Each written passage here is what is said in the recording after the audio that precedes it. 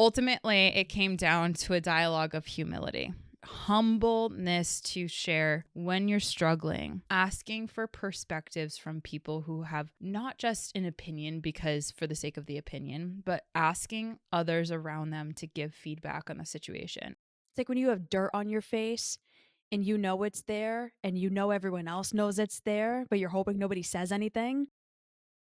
It's like that. It's like you're hoping nobody says anything and you're hoping nobody notices, but everybody does. Hey everybody, it's Bianca. Welcome back, Evolvers. It's Emilia. So, this is something, this one skill, if you do not develop it, your life will be wildly miserable and you will feel like a failure, unfortunately. Well, So, with that being said, I want to share one of the people that I have in mind right now who I can say that big bold statement the way in which I can, because this person that's in mind that I'm going to share with you what their story is like and what their current life looks like is one of many people that we have come across at Evolve. And this person, they had recently gone through quite a brutal breakup. So she is in her mid 20s. She is someone who has, she's been through the ringer, right? Like all of us have with relationships. This one person she really thought was going to be the guy for her. She was super excited, thinking about whether or not, she wants to take his last name or if she wants to take her last name. Like, all the usual that when you start dating someone and you start getting really excited about the love potential, naturally you start kind of seeing how your lives could match up. So fast forward, they were together for about a year and a half before she started to really come to the conclusion, he's doing a couple of things in this relationship that aren't really flying with me. He's trying to go on this growth journey with me. He's trying to, spend more time with me. But what I observed is with this client, this person in particular, his words ran faster than his actions. mm, And so when he promised that he was going to be improving his life, right, that promise fell into empty ears. And over time, she started to notice this as a pattern where when they would get into arguments or when they would get into fights, there was no emotional regulation. So she asked, she said, I think that it's going to be helpful for us as a couple to really make sure that we're both working on our emotional regulation skills. So he says, yeah, I'm going to work on it. I'm going to work on it. Fast forward 6 months later, they get into another giant fight, giant blow up. She ends up going through the throngs of, I'm going to quit. I can't continue to pull my life or I can't continue to pull your life and it progressing in a meaningful way on my back. That's just not fair to me. And over time, fast forward, she started to kind of take this guy back, right? This guy made a bunch of promises. I'm going to get better. I'm working on this skill, blah, blah, blah. We're going to get better. 6 months later, now they're at 2 years. Doesn't happen. This person, right, the woman in the relationship, now she started, sharing the throngs of the relationship with her friends, as most people do when they get into a relationship. This is my partner. I'm in love with him. We're going to share our life together, blah, blah, blah. But slowly over time, when he stopped doing the things that he said and promised to her he was going to do, she stopped sharing, how intense their fights got, how intense the lies became. And after 3 years, she later found that she had been a victim of wild emotional neglect and wild abuse and manipulation from this partner, having cheated on her multiple times over the 3 years that they were together. And she decides, okay, I'm going to leave this jerk off. I'm going to leave him. I'm going to leave his ass. So she leaves him, right? They had an apartment together. They had moved in together. They started to enmesh families together. She leaves him. And she didn't talk to anyone about it. She, started to try to figure out herself and her life after this.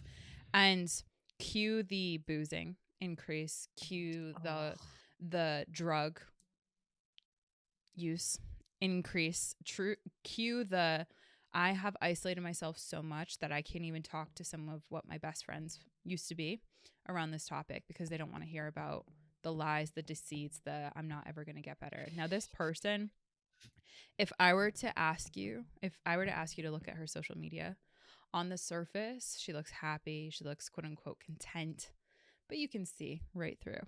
She is absolutely miserable. She is failing, quote unquote, at life. And what I mean by that, it's by her own definition. Jesus. This is with her own definition. She'll never admit it, and she's in a lot of shame right now, but she's failing at the life that she really wanted to embody. Now, you know, intense, yes, and this is one of many people's experiences, but I got to be honest, I've been there. when we I've been peeled there. back, right? We've all been I've there. been there. I thought you were It's talking not about me like for a minute. I was like, oh, never mind. Right, we've all been there in one shape or another, but like when you're winning at life, it's not that, right? The vibe that if you were to be around her, you can tell she's really really struggling. And so, we had a deep conversation, and I had asked her, I said, like, um what do you think you could have done differently? What do you think would have helped? And she went through a couple different things that it's pinging my radar of like, nope, that wouldn't have helped. Nope, that wouldn't have changed much. Everything from like, oh, I wish I got his friends involved to this and that, everything him related. And I go, out of all the things that you had mentioned, you didn't talk about how if you were to go back and be open to other people's feedback on this relationship, open to what other people have to say about how you're engaging, you didn't mention that on the list. And I obviously was a lot more kinder than this directness that I'm sharing here, but ultimately it came down to a dialogue of humility, the humbleness to share when you're struggling, asking for perspectives from people who have not just an opinion because for the sake of the opinion, but asking others around them to give feedback on the situation, unbiased, regulated, objective feedback on how she's showing up to the relationship. And she said, "You know what, Emilia, looking back, I thought I was way more humble with relationships than I actually was." And what we later uncovered is that she has a great skill of compassion, but she thought compassion and humility were the same thing. And so she's like, well, I took feedback from him and blah, blah, blah. It's like, no. That's not the skill that I'm talking about here. And per this episode, that is not the skill, right? That we're talking about here. The skill, the number one skill you need to learn to be happy is ultimately learning how to take feedback. And that in and of itself is a skill that's rooted in a fundamental level of humility that, hey, I don't know everything. I need help too. I am no better than this next person. And we often get compassion and humility confused. And so if you're someone out there that's listening to this episode and saying, woof, I thought this was me too, and you've ever been in a position where you have that elbows between the knees moment where you're like, I thought my life was going to be better than it currently is, or you've been in that position where you thought that things were going to work out, be it job, a career, a relationship, a, fertility treatment, whatever. You might have thought things were going to go better than they actually were. But when we peel back the layers, there's a fundamental aspect of your openness and willingness to take feedback that hasn't been a skill that's been developed. Like we've been there too. So this dialogue is, how do we develop that number one skill to be happy? Because this woman, I really wish, looking back, she had developed this skill more, and she had met me back then, because I would be able to help understand that the levels of humility required to receive feedback so that she could reverse engineer levels of happiness and fulfillment could come forward. But we can't go back. Everything's in the rear view now, baby. Like the rear view mirror, it's back there. Now what we do is we cultivate this skill to make sure that we're happy and fulfilled. The degree to which you can take feedback is the degree to which you will have a good life. Like, that's it. Plain and simple. I playfully made a joke that, like, oh, I thought you were talking about me. Because I've been in situations like that. I've had so many friendships and relationships and whatever in my life where it's like it got so bad. I was trying to hide it from everybody Mm. because I knew, and I didn't want feedback, and I didn't want to hear anybody's opinion, and I didn't want to hear their perspective. And the truth didn't come out until once it was over, and people were like, "What the hell? Why did you go through that? Why did you allow that?" When I really started allowing myself to hear the uncomfortable truths that I didn't want to hear, and I get it multiple times a week now at this point with the amount of coaching and therapy that I'm doing. I'm not going to say the number because it's ridiculous, but it's a lot. And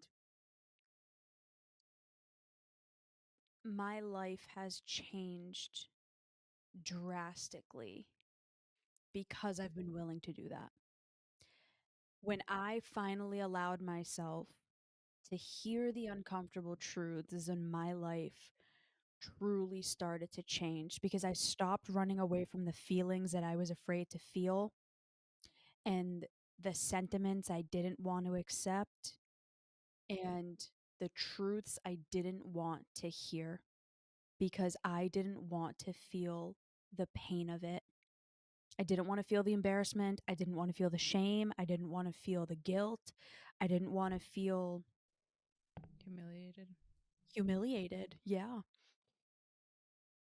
It's like when you have dirt on your face and you know it's there and you know everyone else knows it's there, but you're hoping nobody says anything. Mm. It's like that. It's like you're hoping nobody says anything and you're hoping nobody notices, but everybody does. Yeah. I had a client recently um blow up on me really bad. Quit therapy, started trying to defame my character because, and I have nothing but compassion for this client. Like I have such a huge heart for this person. Um but because they weren't in a space where they were ready to take feedback. Yeah. And when the feedback finally came out, and it was super gentle, super loving, it wasn't like aggressive, they couldn't handle it. Yeah. So many of us do this where it's like we blame the person giving us feedback because we can't tolerate how it feels receiving it because a part of us deeply knows it's true and we're not ready to admit it yet. We've all been there. And the point of this episode is not to shame, blame, and point the finger, but it's to have you ask yourself the question: how much feedback am I able to tolerate? And Mm. intentional good feedback from educated people, not the stupid opinions of your family or people who don't know better, but like Mm. the people that you deeply trust, the people whose opinions you know without a shadow of a doubt are valid. How much are you willing to take their feedback and hear what they have to say? Mm. Your answer to that question, I guarantee, will answer why your life feels the way that it does. And not for nothing, if you can't take their feedback behind the scenes, just like your client, I guarantee your life isn't as great. Same, same. Mhm. I was in a relationship and at the beginning of this journey, and it was it was wild. It was wild. Oh, and I was hiding everything. I was hiding how bad it was. I was denying the reality. I was lying to Emilia. I was lying to everybody, even to myself, especially to myself, about the truth of it. And Emilia was so kind and so loving, but was really like, B, what the hell are you doing? And Alan was like, B, what the hell are you doing? And when I finally was able to listen to that and make the change and really be open about everything, my life drastically changed. Now, it was awful, awful. Oh my God. Coming back from that was one of the darkest times of my life.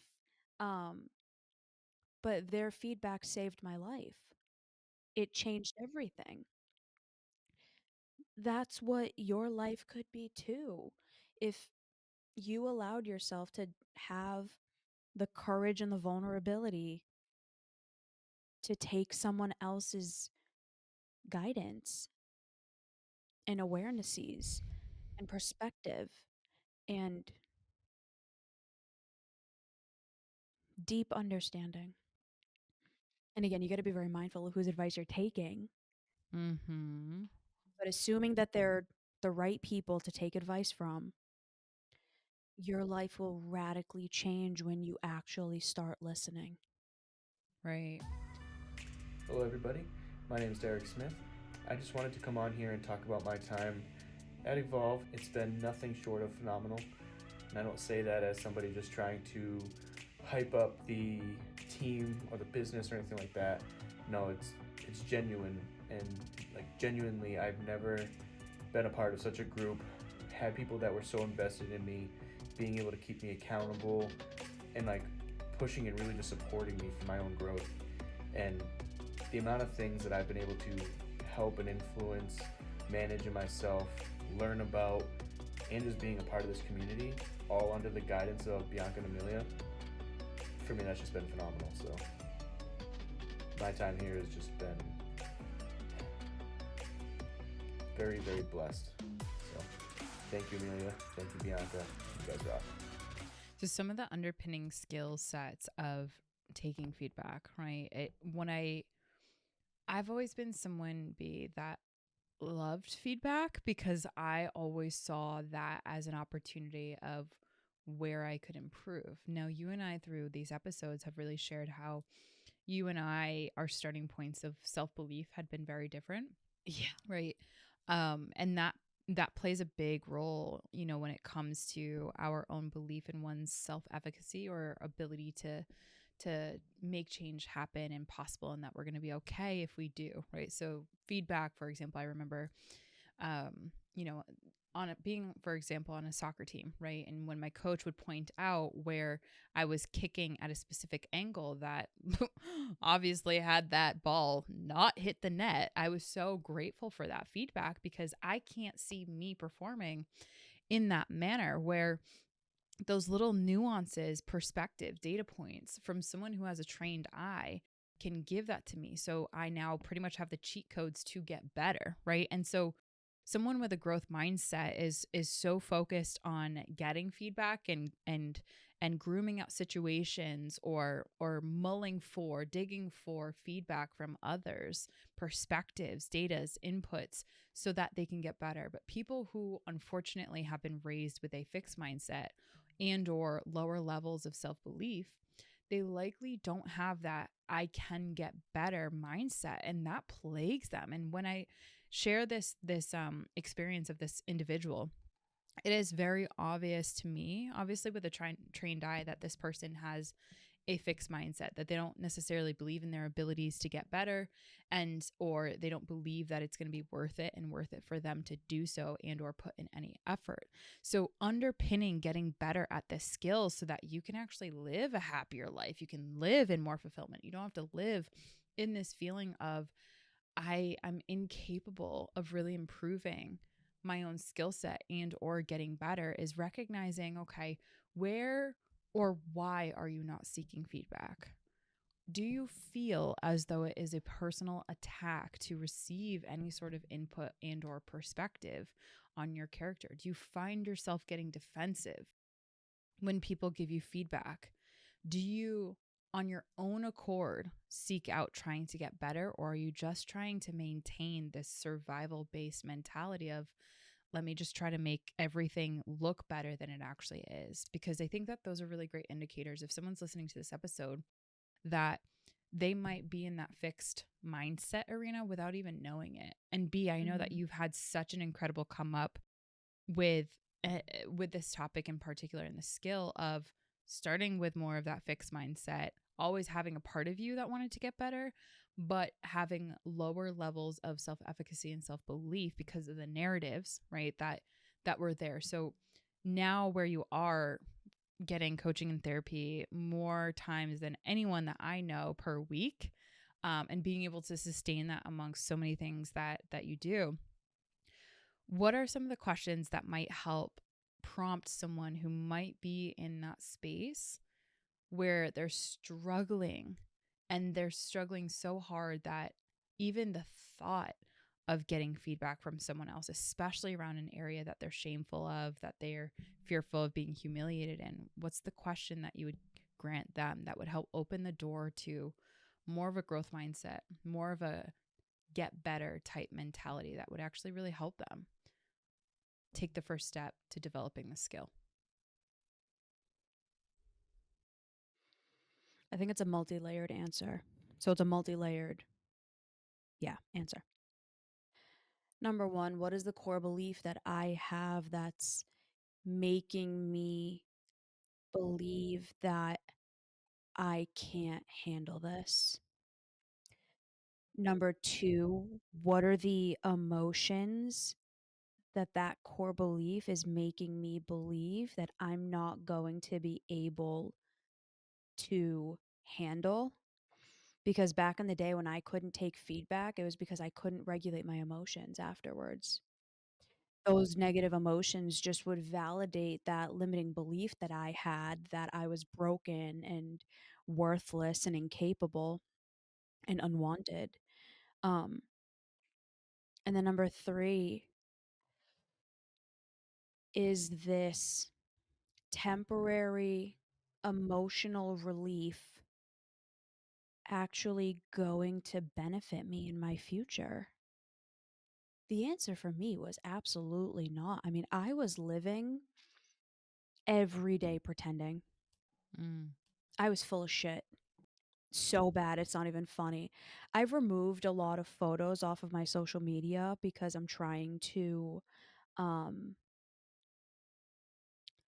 I want my brand and my image to be in alignment with who I currently am and the high value woman that I am really aspiring to be. And so I've removed a lot of photos, but there's a lot of photos back in the day. You would have thought I was the most confident, empowered, like capable human being ever. Like I owned my shit and I was that girl. Mhm. Behind the scenes, I was a whimpering child who couldn't get myself out of a paper bag. Mm. And it's I was lying. I was lying to everybody, especially to myself, because I didn't want to feel it. I didn't want to feel how bad it actually was. I didn't want to feel and acknowledge how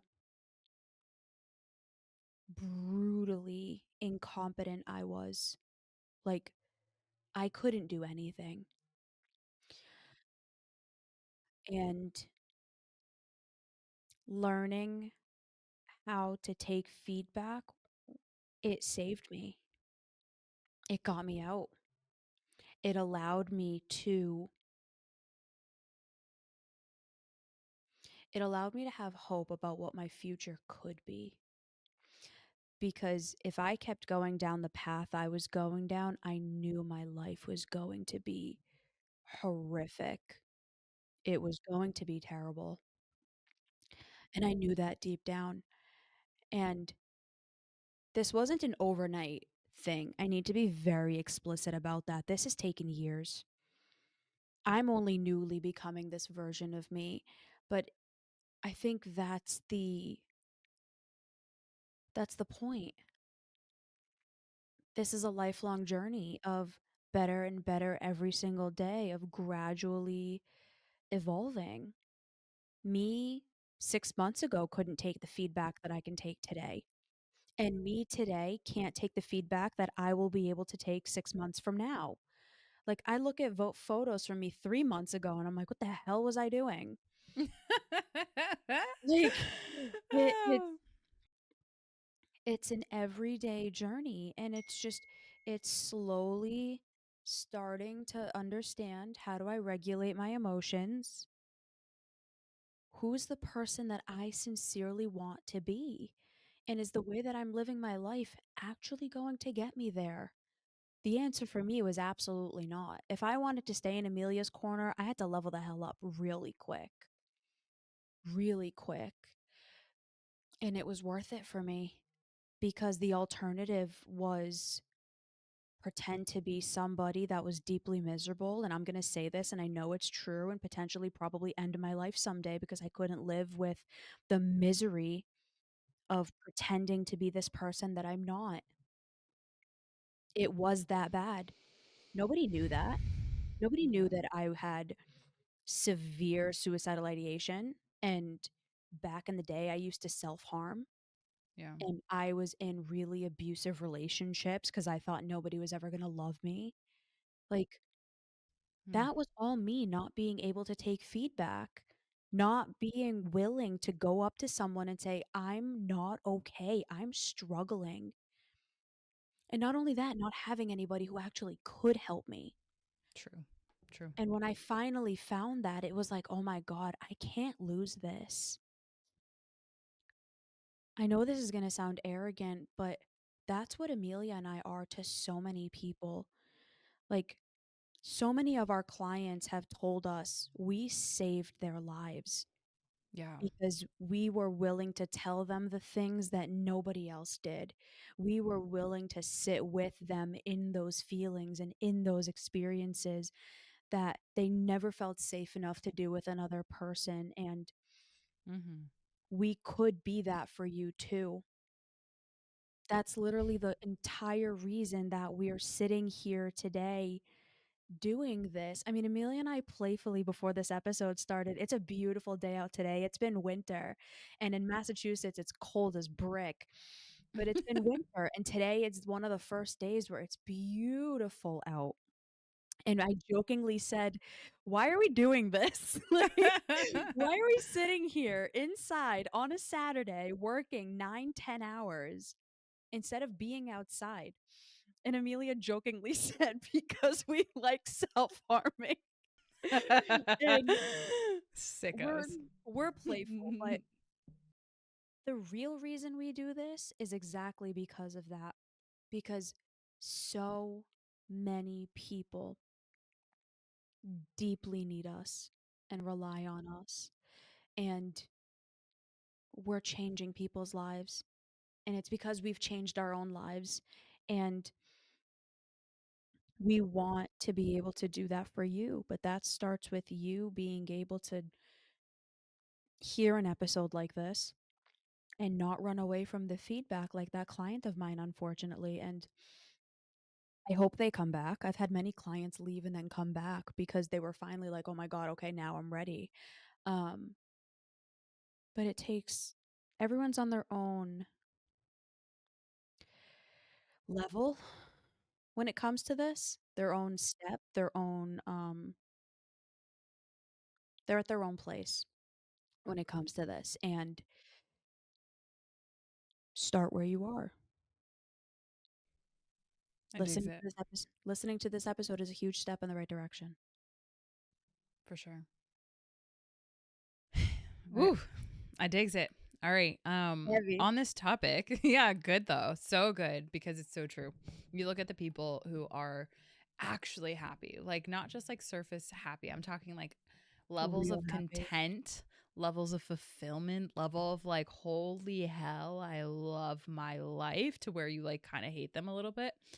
They've gotten really good at systemically inputting feedback Yeah. and using that to build a meaningful life. So, episode suggestion number 375 is how to stop fearing feedback. And that Mm. helps to alchemize a little bit of that fear that a lot of that fear actually that comes up when we even take the first step and consider, you know, getting feedback from someone or getting a coach or getting a therapist, someone that can help give us feedback on our life. So B. 351, how to make friends with pain. All right, everybody. This was heavy, but we sincerely cannot wait to hear from you. We cannot wait to get to be those people in your life on your journey. Please reach out, and we'll talk to you all soon. Bye, everyone.